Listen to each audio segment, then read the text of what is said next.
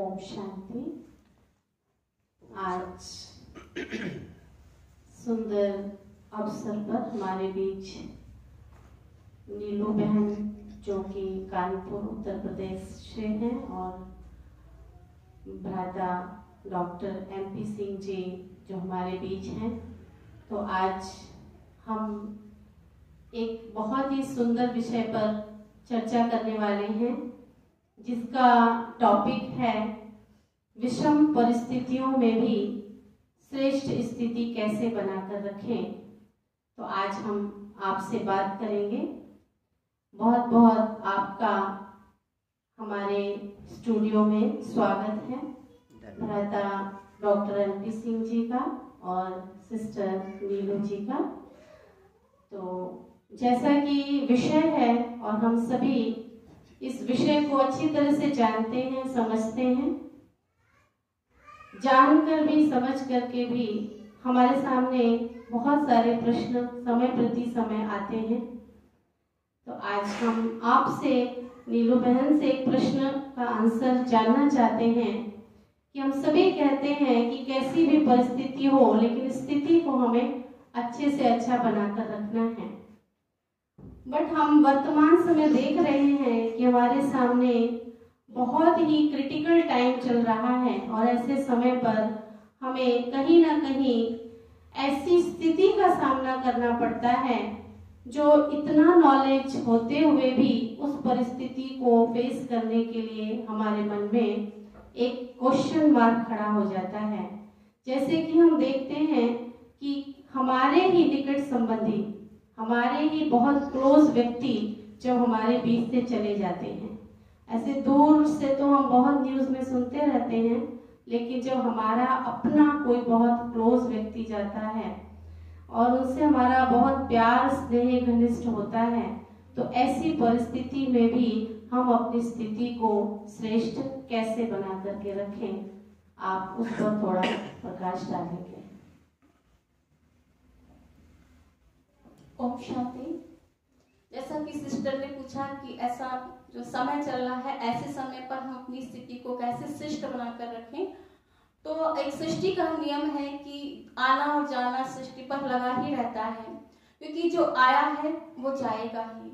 और जब ऐसी कोई किसी व्यक्ति को जब कोई परेशानी होती है, तबीयत ज्यादा खराब होती है, तो हम अक्सर कहते भी हैं कि भगवान अगर आप इसको अपने पास बुला लें, इतना मना कष्ट ये भोग रहा है, इसको अपने पास बुला लें, तो कम से कम हमें इतनी जो समय पर इन्हें कष्ट हो रहा है वो हमें देखना ना पड़े। और हर व्यक्ति को सृष्टि पर से जाना ही है।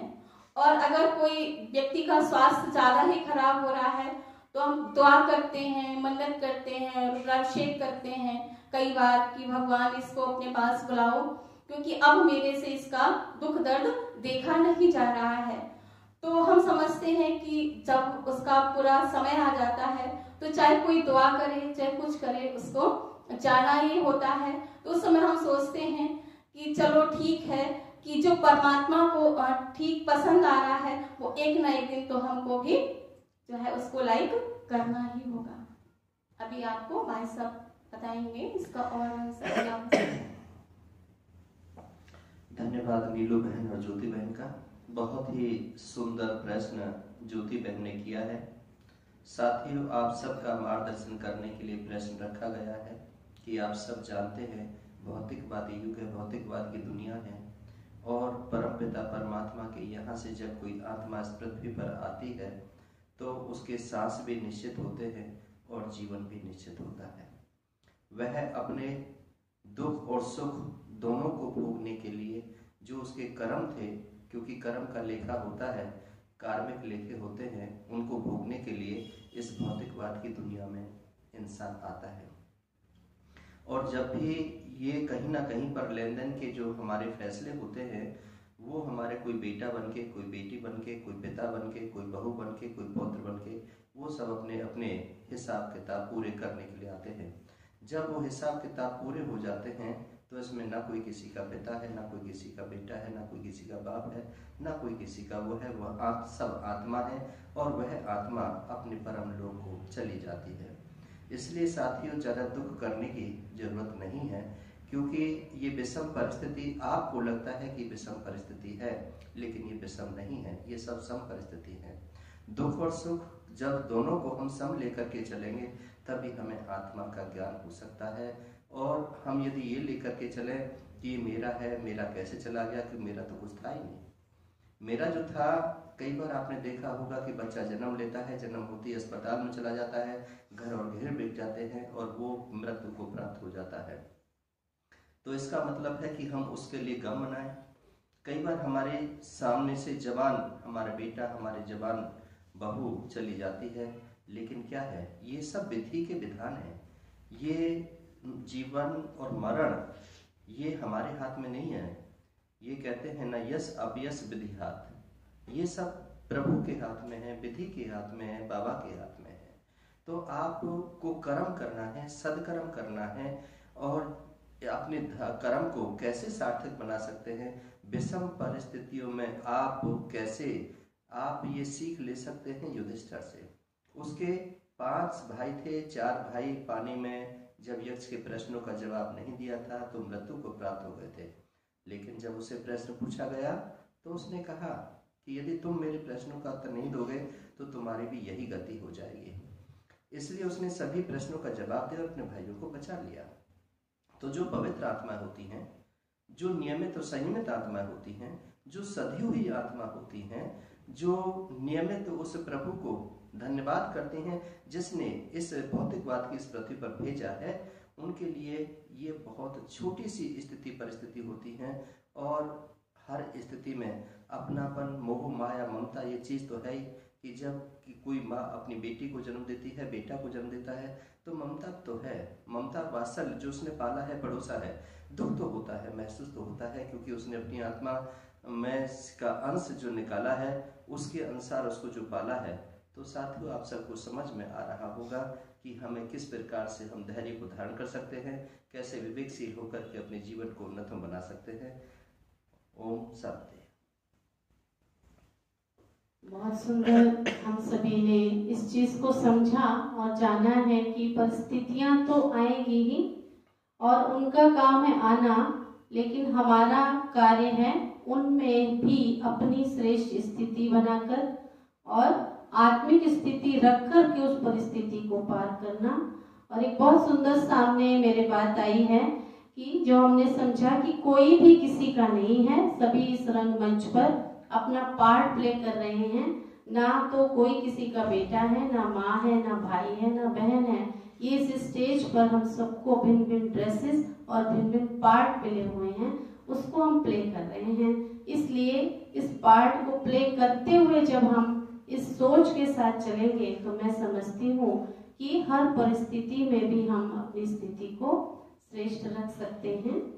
लेकिन भाई जी, मैं आपसे ये कहना चाहूंगी कि हम योगी और ज्ञानी भाई बहनों के लिए तो इस परिस्थिति को इस रीति से पास करना बहुत इजी है जी। लेकिन हमारे पास आने वाले जो घर गृहस्थ में रहने वाले, परिवार में रहने वाले, जो दिन रात अपने बच्चों के साथ बहुत ज्यादा अटैच्ड होते हैं जी, और इतना ज्यादा अटैच्ड होकर के और इतना समय कई वर्षों तक उनके साथ रहते हैं जी। और उनके साथ रह कर के उनके जो इतने क्लोज संबंध हो जाते हैं और ऐसे क्लोज संबंध वाले व्यक्ति जब उनके बीच से चले जाते हैं तो उनको अपने जीवन की इस यात्रा से भूलना उनके लिए बहुत मुश्किल कार्य होता है। तो आप हमें इन हमारे भाई बहनों को गाइड करेंगे कि ऐसी परिस्थिति में उनकी याद हमें समय प्रति समय आती है, त्योहारों पर टाइम टू टाइम, तो उस समय वो ऐसा क्या अपने मन में संकल्प करें जो उनकी याद तो आए लेकिन वो पॉजिटिव रूप में रहकर उन्हें सताए नहीं। बहुत सुंदर, बहुत सुंदर, बहुत सुंदर प्रश्न किया ज्योति बहन। ये ठीक बात है कि आध्यात्म में जो लोग हैं, जो युग पुरुष हैं, जिन्होंने योग धारण कर रखा है, जो तपस्वी हैं, उनके लिए तो ये कोई माने नहीं रखता है। लेकिन जो भौतिकवाद की दुनिया में है, साथियों, आपने देखा होगा जब भी कोई इस प्रकार की अनहोनी होती है उस समय गांव, देहात, बस्ती, रिश्तेदार, पास पड़ोस, सगे संबंधी सब लोग इकट्ठे हो जाते हैं और सब लोग एक ही ज्ञान देते हैं कि एक ना एक दिन तो जाना ही है। जिसका जन्म हुआ है मृत्यु निश्चित है, पहले ही लिख जाती है। कब जाना है ये पता नहीं होता, लेकिन जब सब लोग होते हैं, जब रोना पीटना होता है, वो यादें आ रही होती हैं, तो कुछ लोग जो अज्ञानी लोग भी होते हैं वो भी गले लगा करके उसको सांत्वना देते हैं। हम हैं ना साथ में, क्यों चिंता कर रहे हो, कोई बात नहीं, पिता चले गए हैं, भाई चला गया है, माँ चली गई है, हम हैं, जाना है।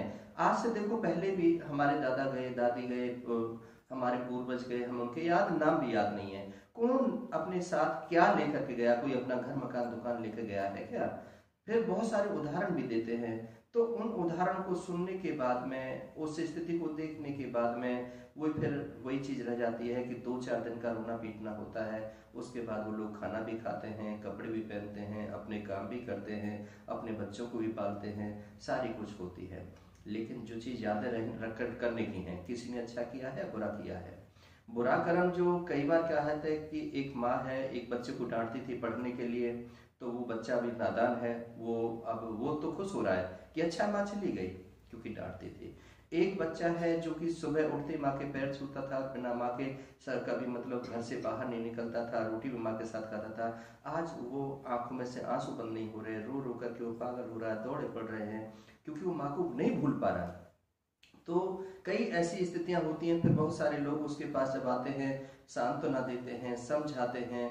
और कई जो आप जैसे आध्यात्मिक लोग, जो पीताम्बर, श्वेताम्बर, या आप जो ब्रह्मा कुमारी बहन हैं या ब्रह्म भाई हैं, वो जब पहुंचते हैं, आत्मा का ज्ञान देते हैं, प्रवचन होते हैं, घंटे 2 घंटे का प्रवचन रखते हैं, आत्मा का बोध कराते हैं और इस भौतिकवाद के दर्शन कराते हैं, तो फिर उनको आत्मा का ज्ञान पैदा हो जाता है। तो इसलिए ये जरूर है, ज्ञान होना बहुत जरूरी है। ज्ञान से ही विषम परिस्थितियों पर काबू पा जाता है, ज्ञान से ही हम दुख को भूल पाते हैं। जब हमें आत्मा का ज्ञान हो जाता है, अरे नहीं ये तो शरीर है जिसके लिए तुम रो रहे थे, जब तक इसमें सांस चल रहा था तब तक तो तुम कर रहे थे, फिर उसके बाद सांस निकल गया, तुम कहने लगे ले चलो भूत बन जाएगा। बहुत सारे लोग हैं उस प्रकार की बातें करते हैं, फिर घंटे 2 घंटे भी नहीं रुकने देते, फिर अर्थी से जाते हैं, फिर लेकर के जाते हैं, दाह संस्कार करके आते हैं। तो कहते हैं कि देखो शरीर था ना। जो छोटे बच्चे होते हैं, जो नादान बच्चे होते हैं, जो बोलना भी नहीं जानते, जो रो रो करके जिनकी जबान माँ उस समय चली जाती है, बिछुड़ जाती है, उस समय पर भी वो बच्चे उस प्रश्न को जब करते हैं तो उसमें भी आप जैसी जो पवित्र आत्मा है वो उनको समझाते हैं। तो सारा कुछ क्या विवेक से ही काम लेना होता है, बुद्धि से ही काम लेना होता है, उनके प्रश्नों का समाधान करना होता है, और ये लौकिक बात जब देखते हैं तो सब कुछ ठीक हो जाता है। थैंक यू भाई जी, बहुत सुंदर बात बताई कि इसके लिए हमें ज्ञान की डेली रूटीन में आवश्यकता है। सिर्फ कहने से, सुनने से या जानने से ये कार्य संपन्न नहीं हो सकता, या हमारी ये जो संबंधों में बार बार बुद्धि जाती है, लेकिन उसके लिए हमें डेली रूटीन में अपने जीवन में कुछ ना कुछ प्रैक्टिस की आवश्यकता है, तभी हम उनसे अपने मन को डिटैच कर सकते हैं। और अभी हम नीलू बहन जी से एक प्रश्न करना चाहते हैं कि आप हमें ये बताइए कि हम सभी जानना चाहते हैं, यहाँ पर बैठे हुए सभी जो भी हमारे ऑडियंस बैठी है, कि जो आत्मा शरीर से निकलती है, तो वो आत्मा शरीर से निकलकर, जैसे कि लोग कहते हैं स्वर्ग में चला गया, क्या वो आत्मा स्वर्ग में चली जाती है, या वो आत्मा कहीं ऊपर, कोई कहता आकाश में चली गई, भगवान की गोद में चली गई। इस तरह से तरह तरह से लोग प्रश्न करते हैं। तो आत्मा उस समय शरीर से निकलकर कहाँ जाती है, और फिर उसका आगे की जो जर्नी है वो कैसे और किस रीति से वो पूरी करती है, उस विषय पर आप थोड़ा सा प्रकाश डालेंगे कि वो आत्मा आगे क्या पार्ट बजाती है। क्योंकि हर एक व्यक्ति को ये अंदर में रहता है कि मेरे यहाँ से गई हुई जो मेरा संबंधी था या आत्मा थी, उनका आगे रोल क्या है। तो इस पर आप थोड़ा सा प्रकाश डालेंगे। ओम शांति। हम सभी ने पहले भी सुना है कि आत्मा कभी क्या है, आत्मा क्या करती, एक शरीर रूपी वस्त्र को छोड़कर दूसरा शरीर धारण करती है। आत्मा है तो सभी क्या है, अजर अमर अविनाशी है। आत्मा कभी मरती नहीं है। आत्मा से क्या करती है, अपना चोला बदली करती है। और हम अक्सर के सुनते आए, कई लोग कहते हैं कि शरीर छोड़ने के बाद इंसान, कोई कहता चिड़िया बनेगा, कोई कहता कुछ बनेगा, लेकिन एक थीम के अनुसार, एक शास्त्रों के अनुसार भी ले अगर, और शिव बाबा के बताए अनुसार भी ले, तो परमात्मा ने कहा कि आत्मा एक शरीर छोड़कर दूसरा शरीर धारण करती है। और जिसका जो बीज होता है, जैसे गेहूं का बीज डालेंगे तो गेहूं ही निकलेगा, चना का बीज डालेंगे तो चना ही निकलेगा। तो जब मनुष्य आत्मा मनुष्य शरीर छोड़ती है तो किसी और योनि में जन्म नहीं लेती है। से मक्का पैदा होती है, गेहूं से गेहूं होता है, चना से चना। तो आत्मा भी एक शरीर छोड़कर दूसरा शरीर धारण करती है और मनुष्य ही बनता है। मनुष्य आत्मा नहीं आती है। ये जरूर हो सकता है कि अगर इस जन्म में हमने बहुत अच्छे कर्म किए हैं तो क्या होता है कि कभी स्त्री का चोला और कभी पुरुष का, ऐसा तो संभव है। और हम सभी ने ज्ञान में भी, मुरलियों में भी कई बार सुना है कि 2 बार पुरुष बनने के बाद एक बार स्त्री के चोला में जरूर आना होता है। इस तरह से आत्मा अजर अमर अविनाशी है और आत्मा मनुष्य बनता है, कभी पशु पक्षी और किसी और योनि में जा नहीं सकता। भाई जी भी इस विषय में कुछ कहना चाहेंगे? बहुत ही सुंदर जवाब नीलू बहन ने दिया है वैसे तो, लेकिन क्या है, ये 5 तत्व का शरीर है जो साइंटिफिक वे से बोलते हैं कि 5 तत्वों से बना है और 5 तत्व में ही विलय हो जाता है। प्रश्न आपका जो था कि आत्मा यहाँ से जब जाती है तो बहुत सारे लोग कहते हैं स्वर्ग में जाती है, नरक में जाती है, क्या नहीं है। तो स्वर्ग और नरक किसी ने देखा तो है नहीं। लोगों का कहना है, लोगों का मानना है, अल्पबुद्धि के लोग हैं वो जैसे कह देते हैं, या जैसे कुछ जो हमारे ब्राह्मण देवता हैं वो जैसे बता देते हैं कि तुम ऐसा करो, गंगा जाओगे, स्नान करोगे, पंडितों को खिलाओगे, भोजन करोगे, तृप्ति होगी, ये दान करोगे, वो दान करोगे। इस प्रकार की जो बातें चलती रहती हैं वो मुझे लगता है कि शायद इस मंच के माध्यम से कहना उचित नहीं होगा। लेकिन ये निश्चित है कि जो आत्मा है और जो पुण्य आत्मा है उन्हें पुण्य का फल मिलता है, जो पाप आत्मा है, दुरात्मा है, उन्हें पाप का मिलता है। और इसीलिए आपने देखा हुआ कोई अंधा पैदा होता है, कोई लूला होता है, कोई लंगड़ा होता है, कोई गरीब के यहाँ होता है, कोई अमीर के यहाँ होता है। तो कर्मा फिलॉसफी है, कर्मा फिलॉसफी के आधार पर ही उनके जन्म निर्धारित किए जाते हैं। कोई झुग्गी में हो रहा है, उसको रोटी नहीं मिल रही है, कपड़े वस्त्र नहीं मिल रहे हैं, कोई दे रहा है, कोई राजा घर पैदा हो रहा है, इसका मतलब पहले उसने अच्छे कर्म किए हैं, कोई दिव्य आत्मा रही है, उसने मेडिटेशन किया है, या कहीं पर वो सत्पुरुषों के साथ रहा है, या सत्संग में गया है, सत्संग सुना है, या गुरुवाणी सुनी है, या सदमार्ग पर चला है, इसलिए उसके पुण्य कर्म ज्यादा थे, इसलिए उसकी सदगति हो गई। तो ऐसा हो सकता है। लेकिन कहीं स्वर्ग नरक की जो बात है वो मेरी समझ से परे है कि ना तो आकाश में कोई जाता है, क्योंकि आपने देखा है शरीर है, शरीर को जला दिया जाता है, 5 तत्व में होता है, मिट्टी मिल जाती है, अग्नि में चली जाती है, वायु में चली जाती है। तो ऐसा ही फॉर्मेशन गर्भ के अंदर होता है। जब बच्चा कहते हैं ना कि एक बूंद से ही वो बच्चे का वो होता है, गर्भ होता है, तो उसके अंदर भी वही फॉर्मेशन होती है, तत्व ही होते हैं, मानव शरीर के अंदर भी वही तत्व है। तो इसलिए मेरा मानना तो साइंटिफिक बेस ही है। बहुत सुंदर कि हम सब ने जाना कि आत्मा अजर अमर अविनाशी है, उसकी मृत्यु कभी नहीं हो सकती है, और ये एक साइकिल है, जीवन एक चक्र है। जब एक आत्मा शरीर से निकलती है तो उससे पहले उसका दूसरा शरीर ऑटोमेटिक तैयार हो जाता है, और जहाँ उसका आवाहन हो रहा होता है वहाँ ही आत्मा अपने गर्भ को धारण कर फिर से जीवन चक्र को पूरा करने के लिए पहुंच जाती है, और आत्मा एक नई जर्नी शुरू करती है। और आत्मा की जो जर्नी है वो अपने कर्म का जो अकाउंट लेकर के गई है उसी आधार पर शुरू होती है। आत्मा कोई भी आकाश में या पाताल में किसी और लोक में नहीं जाती है, और जो स्वर्ग और नरक है वो हमारे लिए यहाँ ही है। हम अच्छे कर्म कर रहे हैं, माना हम स्वर्ग के लिए अपनी डेस्टिनी तैयार कर रहे हैं, और हम कर्म ठीक नहीं कर रहे हैं तो उसका दुख, उसकी भोगना भी हमें यहाँ ही भोगनी पड़ती है। और अगर हम इन सब दुखों से मुक्त होना चाहते हैं तो सचमुच में हम एक बहुत सुंदर विधि अपनाएं जो हमारे इस विषय से निकल करके आई है कि जब भी हमें किसी भी व्यक्ति की याद सताती है या वो हमारे बीच से चला जाता है, तो जब जिस टाइम जिस घड़ी अगर वो मुझे याद भी आता है तो हम उसको बहुत सुंदर सुंदर दुआओं के साथ उसको विदा कर दें और अपने बीच से उसको बहुत खुशी से और प्यार से विदाई दें। और जब भी याद आए तब ही हम उनको बहुत सारी दुआओं से उनकी झोली भर देंगे। तो मैं समझती हूँ कि वो मेरे परिवार से बहुत खुश होकर के एक दूसरे परिवार में एक दूसरी जर्नी को बहुत सुंदर ढंग से शुरुआत कर सकता है। तो आप सभी भी इस चीज को बहुत अपने ध्यान पर रखेंगे कि जब भी कोई हमारे बीच से जाता है तो हम उनको दुआओं के साथ प्यार से और शुभकामनाओं के साथ विदा करेंगे।